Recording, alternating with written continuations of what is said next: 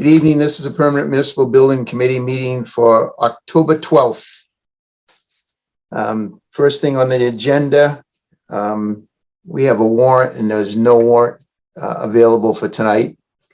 And then we have a approval of the minutes to the 9/28/22 meeting. Has everybody had a chance to look them over?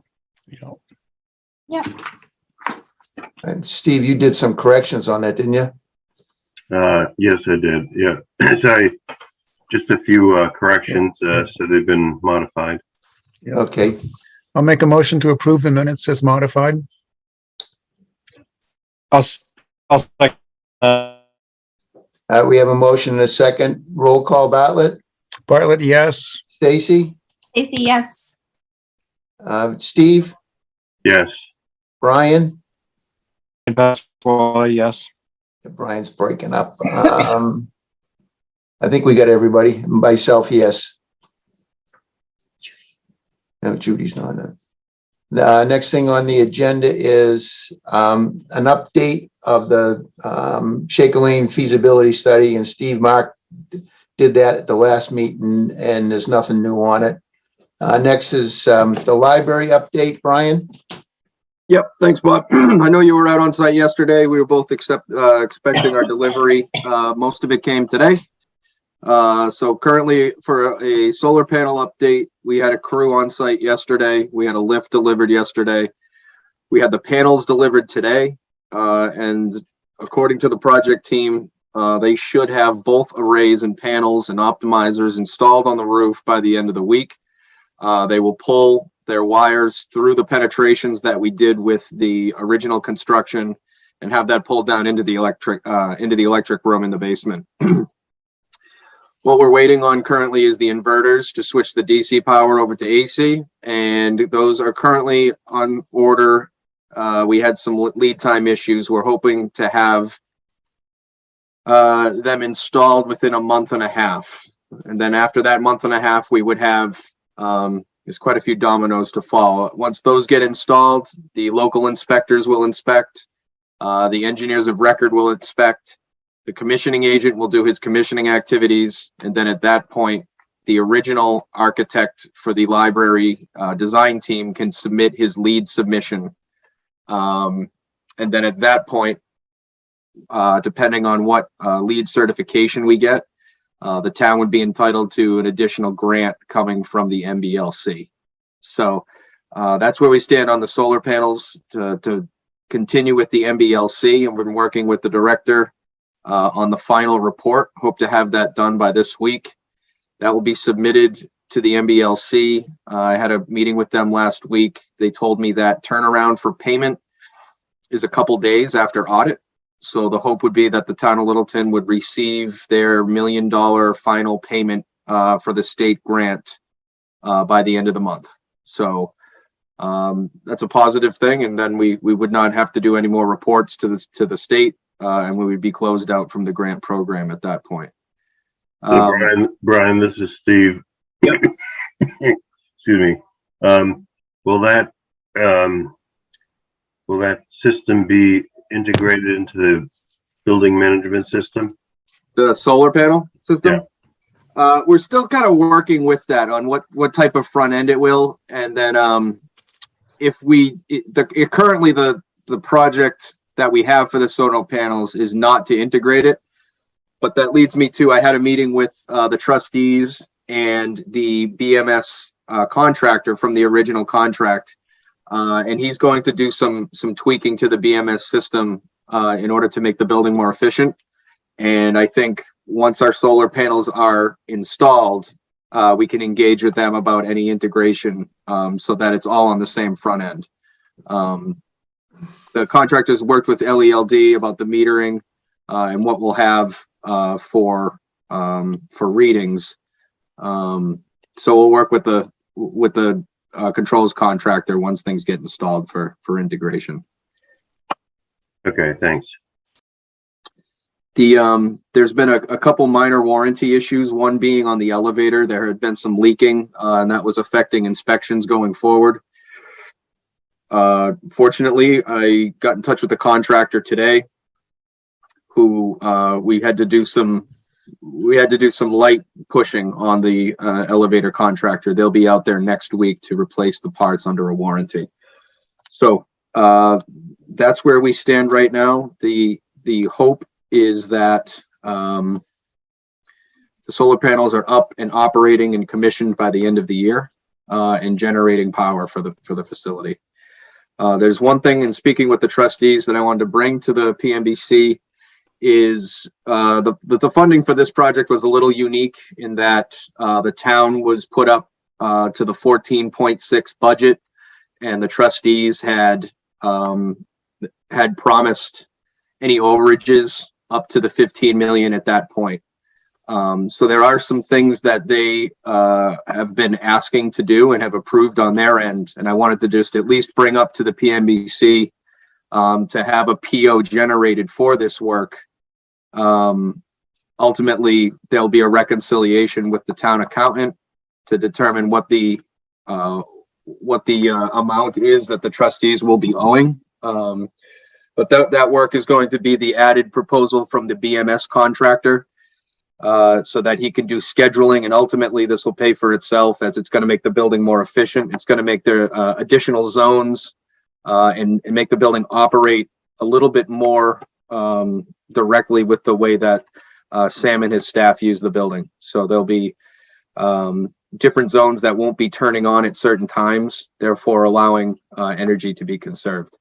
The other work is from a conversation with the town administrator and the selectmen. The way that the contract had the conduit running out to the potential electric vehicle chargers, they'd like to have that work redone such that the power is not being metered by the library. So in order to do that, we engaged with an electrician through the building commissioner, and we feel as though that we've done the proper procurement, but he's providing a price for that as well. So if there's any objections, my plan was to I'll CC the PMBC on this, but I would send that to the town to have POs generated and oversee this work. Ultimately, the trustees would be on the hook for any money that would be outside the budget of the town. Couple of questions, Brian. Yep. How come the scheduling wasn't all set up before we accepted the building? Is this something new?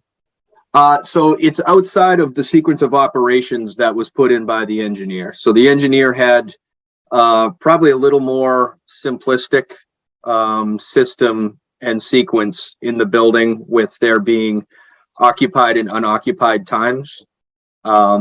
So it was probably a cost savings measure without trying to make the building as smart as possible. The trustees have done a great job learning their building and learning the front end system of the entire building. And what they want to do is kind of segment different study rooms and conference rooms, so that when there are night meetings, those can be segmented off while not heating and cooling the entire building. Second question is the plug-in for electric vehicles. Who flips the bill for for that? So that will fall under the also any money that exceeds the town budget would be picked up by the trustees that they had promised at the beginning of the project. So the two amounts, the added programming, which came out to about $3,500, and then the added electrical work, which includes a lot of excavation, which has to be hand dug, was roughly around $12,000, all of which was approved by the trustees. And I believe it's going to be the trustees' responsibility. Bob, correct me if I'm wrong, but I think your question was, who pays for the electric Yes. to charge the vehicles? Oh, I'm sorry. So that's a great question. So that would be at the LELDs. discretion. So currently, I believe the charger on the other side of the parking lot is free to the residents, and I don't know what the intention of the one at the library, but after it was installed, it was shown that we would have to have LELD provide credits back to the library so that one town entity was paying the other. And Anthony asked if we could make sure that it could be set up the same exact way that it is across the parking lot. And so if that is to be charged, the charger hardware comes with a system called ChargePoint, which is a credit card charger that you have an account with and ultimately get charged that way. That was going to be my next question. Is there a credit card system that, Yes, so it doesn't end up that the taxpayers are paying to charge everybody's car? correct. You mean you don't have an electric car, Bob? No. I don't put enough miles on my 2020 truck that's got 12,000 miles on it. Doesn't go anywhere. Anything else, Brian? No, I think that there was a lot that had happened in the past week and a half at the library.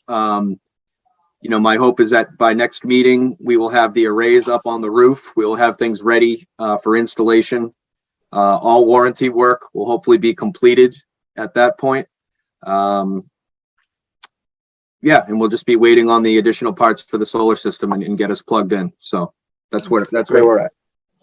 The police station window issue, Steve, has he spoke to you about that, Brian? Yeah, Steve, you sent me an email regarding the bowing that had happened. Obviously, it was during when there was more moisture in the air. I think you asked, did you want me to engage with the designer on there to see what possible thoughts are and whether or not that those pains in danger of bowing, even if all, we'll call it remedial work, including the flashing and the insulation, was done? I'm Yes. I'm not sure. Bob and I talked about this prior to the meeting starting, and both of us had the same, Rube Goldberg approach to this thing was you trim the slats on the lines. Yep. Okay, well, I can talk with Chief too, and we can determine if keep an eye on it, go for a season, and if there's any other bowing in other windows, then maybe another tactic needs to happen. But we can work with that one window that they have an issue with. That seems to be the only one in the building. Brian, are we running into a situation there that the building, we should probably have some type of dehumidifier installed in there? It should not. The HVAC system that's installed at the police station should be tempering the building. Obviously, that changes if the windows are operable and moving up and down and people are getting fresh air in. That can sometimes throw the HVAC system off and affect the humidity inside the building. But you shouldn't be. And it actually should have improved greatly if now water's not coming into the building. Great. Well, those windows are not operable because there's bulletproof glass in front of them. Yes.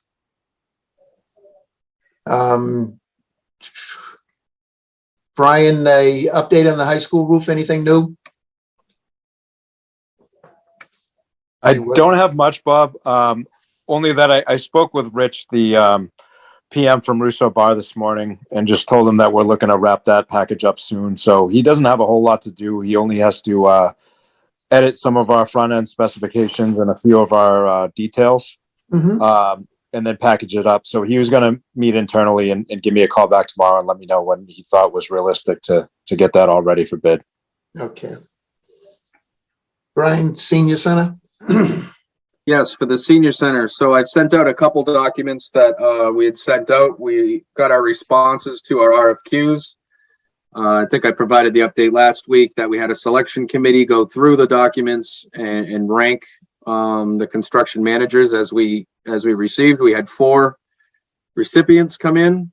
We pre-qualified 3 of them. 3 of them were Castagna Construction, Commodore Builders, and Colantonio Incorporated.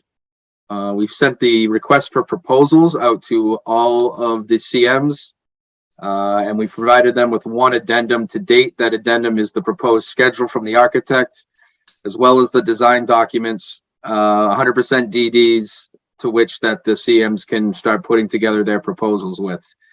Today we had a walkthrough on site near the tennis courts to kind of just get familiarized with the site. That was attended by Castagna and Commodore. Both do have history, not only with me, but with the town of Littleton. And so our next steps would be the receiving of the RFPs, a technical proposal and a price proposal. That's due on next Friday. At that point, the selection committee will go through the proposals and do another set of rankings. And we'll also be holding interviews in which the selection committee can ask them numerous questions, and the CMs can come in and pitch themselves on how they're going to tackle this job. We catered the RFP and kind of outlined their scope, so we'll understand. We can look through their fees, their rates, and ultimately, once we make a decision, then it'll be up to me to negotiate that fee to make sure it's in line with what we have for our budget. I'm putting together a total project budget based upon the estimate that LLB got. And the first order of business from the contracted CM would be to put together another budget so that we can reconcile against these. And then ultimately, work together to try to find any cost savings, value engineering, and other types of phasing that maybe can be done in order to get this job in as quickly and cheaply as possible, without sacrificing on quality. So what I'm going to do, I'll send everyone on the PMBC the addendum, the RFP. I believe I sent the RFP, but I will also send the addendum, and a second addendum's going out tomorrow, which would be the form of contract and the general conditions from town council. So we're on target and on track right now to get a recommended CM to the PMBC probably by the start of November. So Brian, can you remind us where we are with design development, preliminary or design development? Yes, we're currently in design development, just wrapping that up. And I can send, part of the addendum was a link to the documents that the PMBC can have to review as well. So that's a full set of specifications. Not that I expect anybody to read through those, but the drawings are at a condition right now where they're closing out on design development. So just to confirm, design development is about what, 30%? I think that's a good place to put it. Yeah, I would have said about 30 to 35%, and then construction documents take in from here. What LLB will be doing is starting into construction documents, yet not trying to over design yet until we get our construction manager on board. Brian, we scheduled for a meeting tomorrow afternoon, Yes.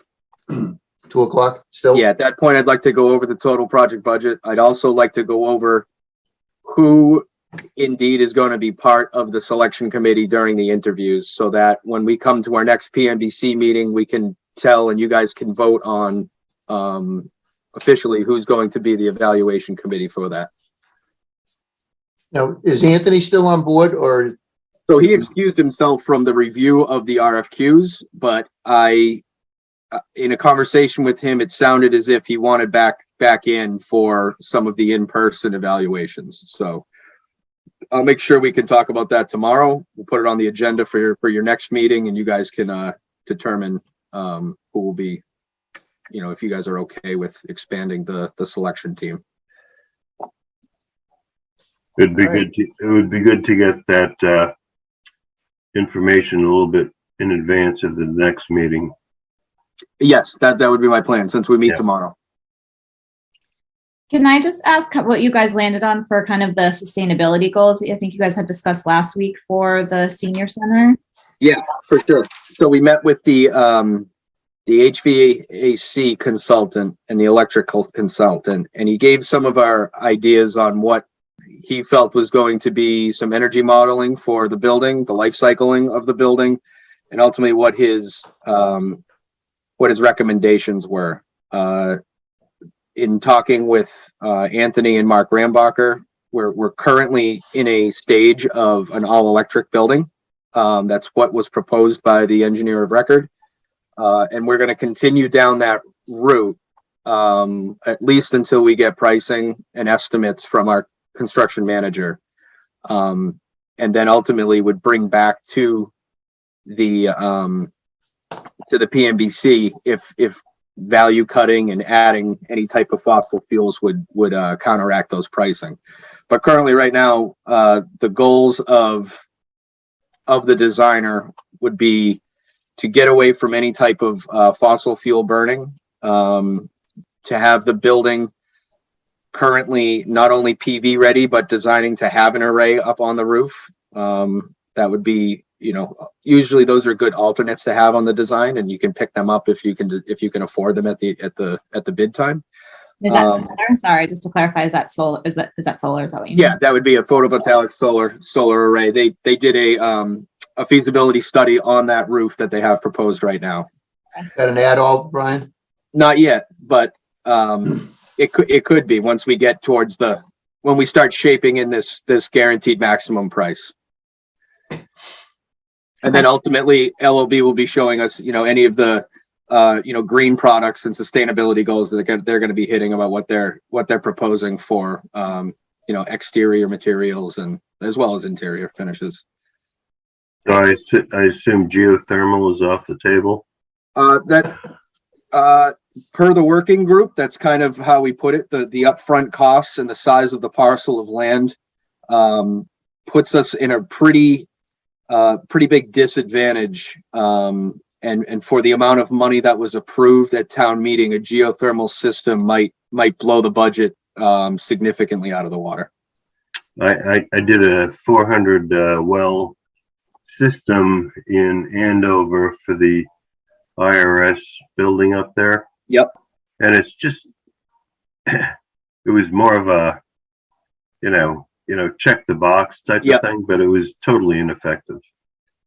What we're hearing, and, I think geothermal is going to be a way, and I'm sure they're going to get it more effective and less costly. But the rule of thumb is something like a geothermal system for that type of building would be an immediate $1 million up cost. And then by the analysis of the engineer, he said it could take over 100 years to pay to justify the cost. Yeah, and then there's the building management of that system to keep it up Correct. to date, and we don't have any capability in town to do that. Correct. Is do you know if the library is going to be producing enough energy, electricity to store, or that could possibly be transferred over to the senior center? I don't know that. I can look at what the proposed generation of what the engineer of record thought before we took it out of the project, before we built the library. But I don't believe... Brian, I just want to jump in here. I don't believe that we can use anything from the library that's funded by the Mass Library Association for other buildings, right? So what regarding net metering and what goes back into the system, I know LELD has changed their policy on this, and I haven't followed back up with them to understand exactly how the net metering will happen. But ultimately, I don't know if the energy produced on one building can go directly to another building. I'm not sure if that's the case on whether or not a building can purchase what they call RECs, and that's where you're purchasing energy that was made from a renewable source. So I'll look into that though for you. Yeah, I was just curious since it's right, Yeah. it's right on the same property. I just Yep. didn't. And don't get me wrong, I don't believe, the library has some pretty high electrical loads currently. That was designed so that the gas that's brought into the building is to barely be used. That's the hope. And so I don't believe the arrays that they have on there currently will satisfy the needs that the library will have for 12 months. Yeah. I'm not sure if you But it guys will have, significantly help. yeah, I'm not sure if you guys have seen, I was over at the Kids Discovery Museum in Acton, and they have a new parking lot there where it's a huge overhang in their parking lot that's all solar panels on top, which I thought was a pretty inventive way to get some solar panels up, just because they don't have a lot of roof space, just because how the buildings are designed. I have seen that. That's great. Yeah, it It was provides shelter for the cars underneath too. yeah, it's really cool. Yeah. To some extent. Yeah. You don't want to park under the arrays if there are birds perching on them. Exactly. Yeah, ask the chief in his Sallyport area or All the right. Exactly. You guys are That's- expert bird yeah, removers. that's where we're at with the solar. I mean, with the senior center, we're plowing right ahead, and I would think in the coming months we'll probably have some more engagement with town facilities, town departments about their needs. We just got some more questions from LCTV. They're working on that, and yeah, we're moving right along. Ryan, you heard anything more on the tennis courts? I know that they're looking at the Cooper property. That's the latest I heard. So I Okay. haven't been very involved with that, but I can put it on kind of my little rough agenda for tomorrow with Anthony. All right. So Bob, I did hear from Fred Faulkner Yeah, on the finance committee yesterday, and they are looking at that property to I think $1.5 million for the tennis courts up there. Are they still talking about CPC funds for that, Steve? Do you know? Yes, yep. yes, they are. And so anyway, more to come on that. All right. It is on the warrant for the special town meeting. Oh, great. Member input, Steve? I'm good, thanks.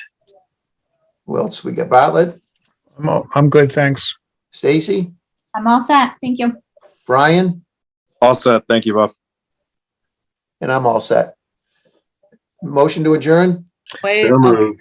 Second, All in favor? Bob Rumley, yes. Steve, Steve Moore, yes. Bartlett, Bartlett, yes. Brian, Brian Pasquale, yes. Stacy, Yes.